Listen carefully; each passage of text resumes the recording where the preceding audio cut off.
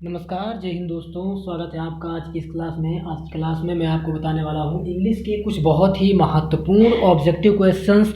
आज मैं आपको 20 ऑब्जेक्टिव क्वेश्चन ऐसे इंग्लिश के बताने वाला हूँ जो कि आपकी बोर्ड एग्जाम के लिए बहुत ही महत्वपूर्ण है और हर बार ये बोर्ड एग्जाम में आपके पूछे जाते हैं। तो इस बार भी बोर्ड एग्जाम में ये पूछे जाने हैं, तो वीडियो को लास्ट तक देखिएगा। अगर चैनल पर पहली बार वीडियो देख रहे हैं तो सबसे पहले चैनल को सब्सक्राइब ज़रूर कर लीजिएगा ताकि मेरे आने वाली हर क्लास की नोटिफिकेशन सबसे पहले आप तक पहुँचती रहे। ठीक है, तो पहला विकल्प हम देखते हैं जिसमें लिखा है जुलाई is the favourite month of year. ठीक है, यानी कि जुलाई का महीना जो है वो फेवरेट मतलब पसंदीदा महीना है, ऑफ ईयर मतलब साल का, यानी कि साल का वो सबसे अच्छा महीना है या पसंदीदा महीना है। और इसमें बताना है कि एडजेक्टिव है कि वर्ब है कि नाउन है कि एडवर्ब है। ठीक है, तो भैया विकल्प ए इसमें सही होगा। ये एडजेक्टिव है, एडजेक्टिव मतलब ये इसकी विशेषता बता रहा है, तो विकल्प ए आपका सही हो जाएगा। अगला है रामू वाज वेरी लेबोरियस आइडेंटिफी। ठीक है, तो इसमें क्या पहचानना है? इसमें आपको पहचानना है कि इसमें हेल्पिंग वर्ब क्या लगा हुआ है। ठीक है ना, इसमें आपको पहचानना है हेल्पिंग वर्ब। तो भैया हेल्पिंग वर्ब की बात करें तो इसमें लगा हुआ है वाज। ठीक है, वाज आपका बिल्कुल सही हो जाएगा। उसके बाद तीसरा विकल्प हम देखते हैं कि I always go to the park on weekends. ठीक है, I always go to the park यानी कि मैं हमेशा पार्क में जाता हूँ ऑन द वीकेंड्स, यानी कि जब छुट्टियाँ हों। मैं छुट्टियों में हमेशा कहाँ जाता हूँ? पार्क में जाता हूँ। तो इसमें हमारा जो नाउन है वो क्या है? ठीक, तो नाउन मतलब होता है, नाउन की परिभाषा क्या होती है कि किसी व्यक्ति वस्तु स्थान के नाम को संज्ञा कहते हैं ना। ठीक, तो इसमें पार्क क्या है? पार्क एक स्थान है, पार्क एक स्थान ही तो है, तो इसका मतलब ये क्या है? नाउन हो जाएगा। क्या हो जाएगा? नाउन हो जाएगा। अगला ऑब्जेक्टिव क्वेश्चन है आपका कि सीता और her brothers dash dash to be blamed.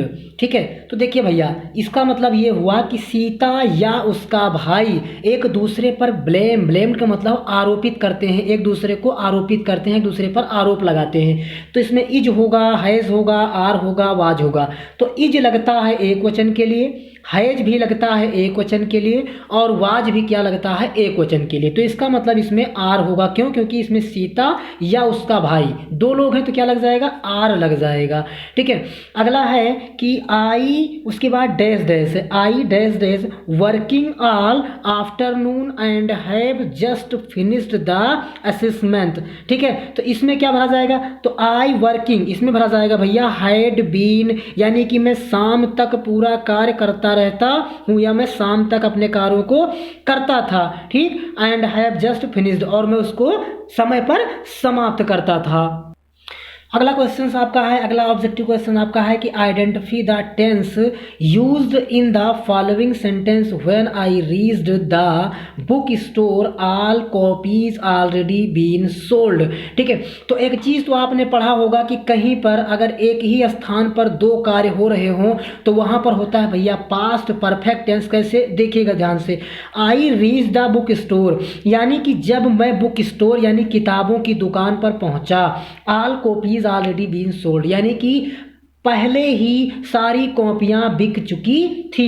तो इसमें हो जाएगा भैया पास्ट परफेक्ट टेंस। कौन सा? Past perfect tense. अगला है he has always been, he has always been very good boy, तो ए वेरी गुड बॉय क्या हो जाएगा? A very good boy. अगला है food that you cooked was very good, तो क्या हो जाएगा इसमें? No article a and the, इसमें हो जाएगा द। क्या हो जाएगा? The food that you cooked was very good. ठीक, अगला है कि meet me at the train. ठीक है, meet me at the train station dash dash hour from. देखिए आवर, कहीं पर अगर समय की बात कर ली जाए, आवर मतलब क्या होता है? घंटे होता है। और कहीं पर भी अगर समय की बात कर ली जाए भैया तो वहाँ पर एन लगाएंगे, वहाँ पर क्या लगाएंगे? एन लगाएंगे। ठीक है, अगला क्वेश्चन आपका है, तो ध्यान से देखिएगा कि अगला है डू नॉट, फिर ये लगा हुआ है, फिर टाइम, फिर वेस्ट, प्रेसियस, योर। इसका मतलब ये है कि इसको रियार्डिंग करना है, इसको सही तरीके से हमको बिठा करके बताना है कौन सा सही होगा। ठीक है, तो do your precious time not waste, ये गलत हो जाएगा। Do not your precious time work, ये भी गलत हो जाएगा। Do not waste your precious time, ये बिल्कुल सही होगा। इसका मतलब ये हुआ कि तुम अपने कीमती समय को बर्बाद मत करो। Do not waste your precious time.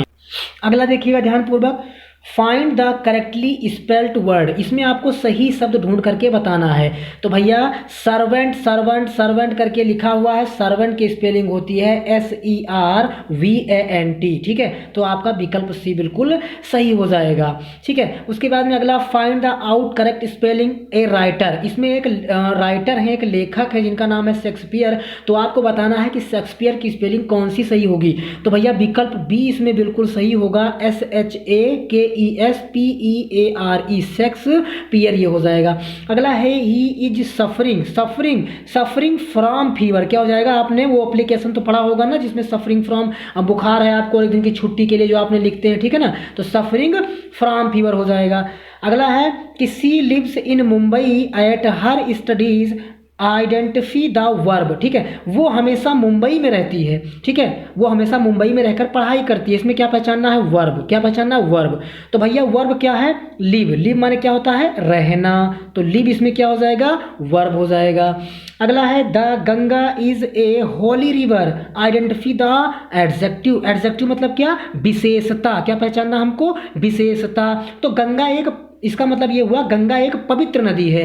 तो इस नदी की पवित्र मतलब इस नदी की विशेषता क्या है, होली। होली मतलब पवित्र होना। इस नदी की विशेषता क्या है, पवित्रता, यानी कि होली हो जाएगा। ठीक है, अगला आपका है कि what Lencho expect in the reply to his letter is. ठीक है, यानी कि जो लेंचो था उसने क्या मांग की थी, क्या मांगा था जो है अपने पत्र में। ठीक है ना, तो उसने मांगे थे भैया 100 पैसे। ठीक है ना, 100 सिक्के मांगे थे, 100 पैसे मांगे थे। ये तो आपने चैप्टर में बहुत ही ध्यान से पढ़ा होगा। अगला है कि लेंचो विज्ड इन मॉर्निंग फॉर, यानी कि लेंचो जब उस सुबह जागा तो विश मतलब उसकी इच्छा क्या थी। तो भैया उसकी इच्छा थी कि यहाँ पर हमारे खेतों में क्या हो जाए, हल्की सी बरसात हो जाए, यानी कि उसकी रैन की इच्छा थी, थोड़ी सी बरसात की इच्छा थी। उसके बाद है द ऑथर्स एज। एक ऑथर्स जो है लेखक है, एज, उनकी एज क्या है, उनकी उम्र क्या है पूछा गया है। तो इसमें एज वाला विकल्प कौन सही हो जाएगा, विकल्प number A is the right answer, यानी कि 80 साल।